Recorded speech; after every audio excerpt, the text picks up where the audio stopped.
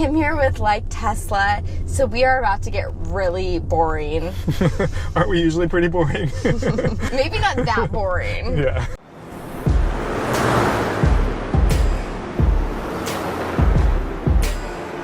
So Elon Musk was actually in Vancouver, BC this week and was at a TED Talk and released this incredible simulation of a Model S and Model X, basically getting into the underground transit system that he's wanting to reinvent, right? So it basically showed the vehicle driving along the road. They pull up to almost like a little elevator that takes them underground and then onto a track where they go at extremely high speeds underground. Yeah, 130 miles an hour or so. And, he said during this conference that you could basically go from LAX to Westwood in Southern California, which is typically a 30-minute to 1-hour drive, but you can go, there within 5 minutes with these underground transit systems. And he just wants to reinvent a lot of things, obviously. Obviously, he hates traffic. Yeah. Number one.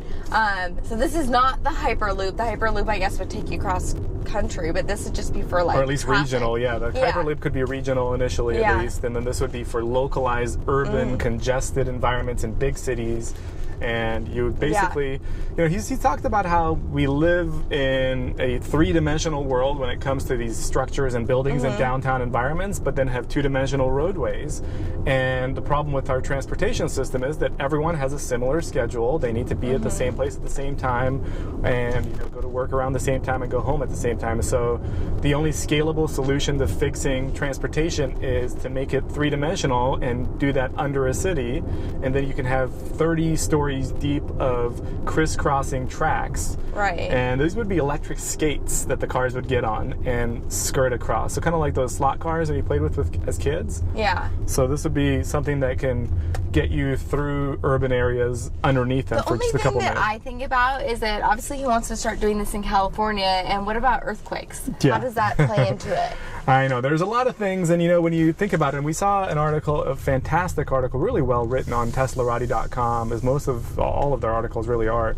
And this particular article was talking about how the industry disrupting visions Elon Musk seems to always have government agency resistance, because things have been done for such a similar way and they've worked for a long time that people want to resist to change, and they're like, okay, what about the earthquakes? What about this? And those are all reasonable things. Flash flooding, for example, in a city that rains a lot. For some reason, I just trust the man. I feel like if he can land a rocket in the middle of the ocean. Yeah, on a barge. Yeah, then I don't know. I have all this blind faith with him. I don't know.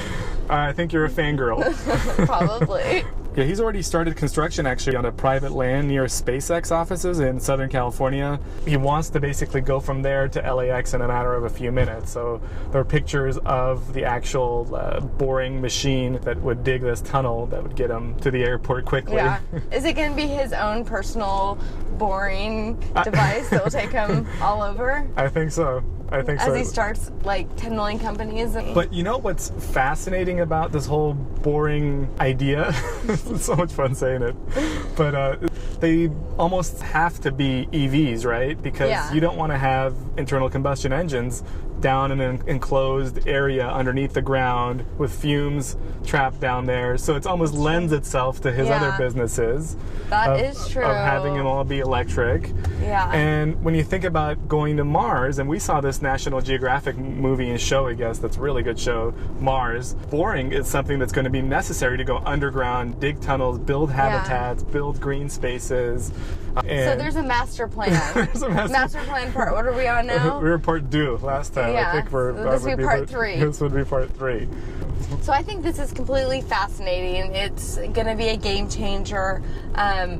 Who was it? Somebody else, another company was trying to make something that would fly, I guess, above the roads. Yeah, I think Uber, that's the thing, right? Uber is talking about working with ChargePoint, and they've got approval by the year 2020 in Dallas, Texas, to be able to fly essentially drones over the city, electric ones, and give you rides in an urban environment to get you out of traffic. So what I like about all this stuff is it gets people thinking out of the box. Yeah. It's not just going to be the same thing that we're used to. Everything's going to change. It's going to be from going from like horse-drawn carriages to vehicles, and now it's, you know, it's unlimited. Yeah. So it's pretty cool. What do you guys think? Let us know in the comments below, and feel free to like, subscribe, share the video away, and thanks for watching. If you like our videos, please press the like button and comment below. That really helps my channel grow, as it tells YouTube to share our videos with others and help spread the word of sustainability and EVs. And if you're in the market for an S or an X, or you know someone who is, please use my referral code. Thanks for watching.